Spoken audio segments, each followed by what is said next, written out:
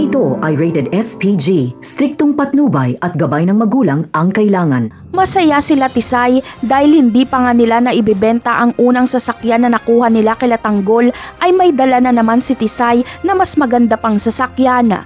Akala talaga ni Tisay ay ganun kawalang isip si Tanggol para manakawan niya ito ng dalawang sasakyan ng magkasunod.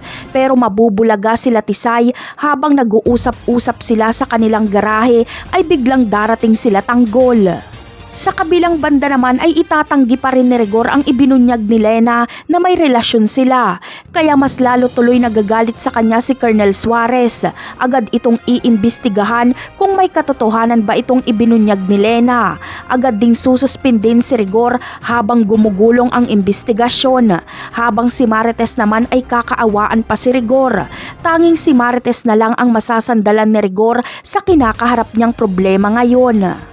Habang si Mando naman ay maiipit sa sitwasyon, siya kasi ang paaaminin nila Colonel Suarez kung ano ba talaga ang totoo. Kaibigan niya kasi pareho si Lena at Rigor kaya imposibleng wala siyang alam.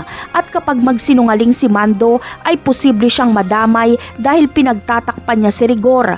Kaya sasabihin ni Mando ang totoo. Titistigo siya laban kay Rigor. Sasabihin niyang umpisa pa lang ay alam niya na ang relasyon ni Lena at Rigor.